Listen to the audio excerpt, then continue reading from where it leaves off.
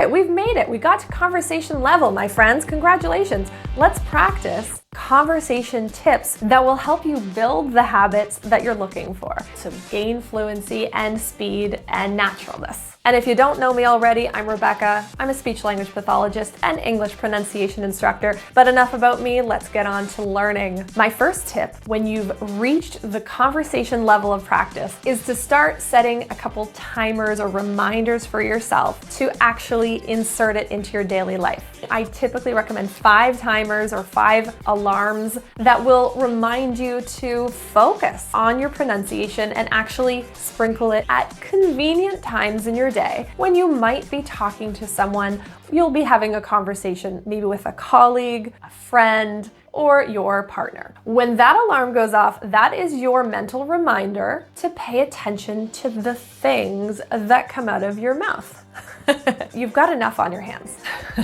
If you're a parent or you work, you have a job, you can build a skill by just being slightly aware of your pronunciation as you go throughout your day. It shouldn't be taking tons of time out of your day to gain this skill. You're not going to catch all of the TH sounds, but you will catch some of them, and over time, you will catch more. Your pronunciation of those sounds will come quicker to you as you gain comfort.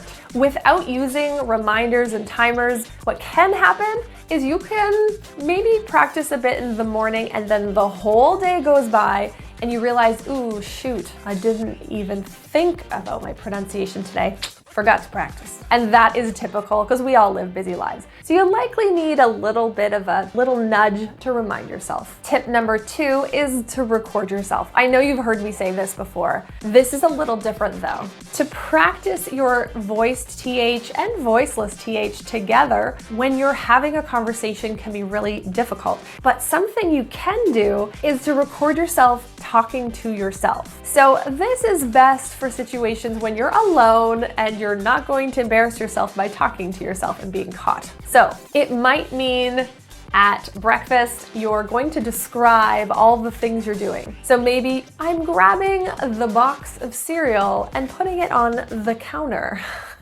and kind of narrating your life a little to yourself as you gain comfort using different words and finding them as you're having a conversation with yourself. Record that silly, ridiculous conversation and listen to it. That will build your awareness, it will build your differentiation skills, and it will increase your ability to monitor yourself as you're speaking. So it's all good stuff. Tip number 3, have a phrase ready to use and use that phrase often. It could be as silly as the sky's the limit. Maybe you just say it a lot in your day. It could just be the phrase another one, or we'll do it together. We'll do it together. Maybe you work with colleagues. Let's get this done together, and really focus on using that word and phrase as often as possible. Choose a couple words you use very frequently and are normal in your vocabulary, and just focus on the vibration when you're saying, I'll have another one, thanks.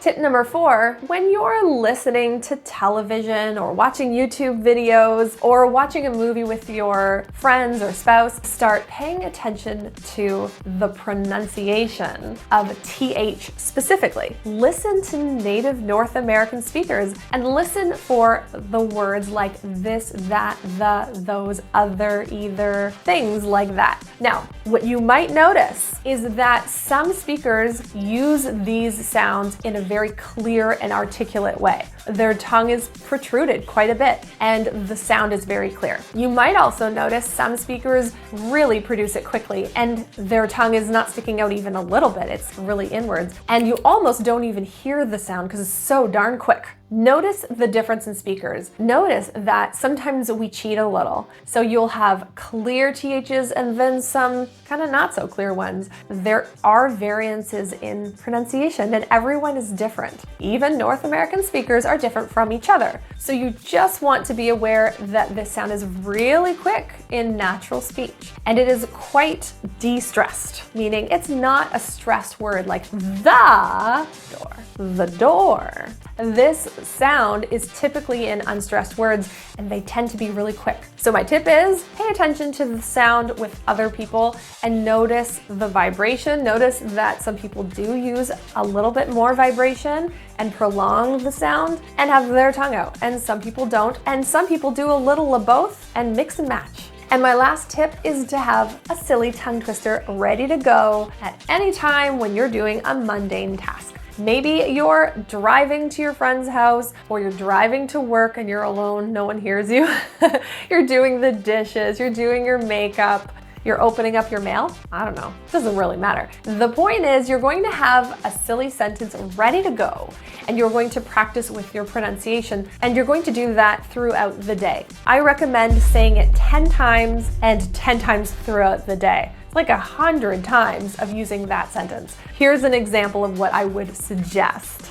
The grass is greener on the other side. Getting good at it and quick at it and keeping your awareness of that sound will be much higher if you're saying this sentence throughout the day. So it's just a little trick to get your mind focused on producing the sound when you're talking. If you want to learn more about pronunciation of English, go to my website. You'll see a book, an audiobook, video course, coaching, whatever it is you're looking for. Or if you just want to keep learning with me, keep doing that and watch this next video about when to use the versus the. If you've noticed, in a lot of the sentences, I'm saying the sentences, and then sometimes I'll say the. If you want to know what the English rules are for this, I'll be posting that soon. So if you subscribe, when I mysteriously post those videos, you'll get notified and you'll get that information.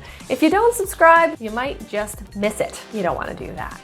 So check out the next video and I will see you there. Bye.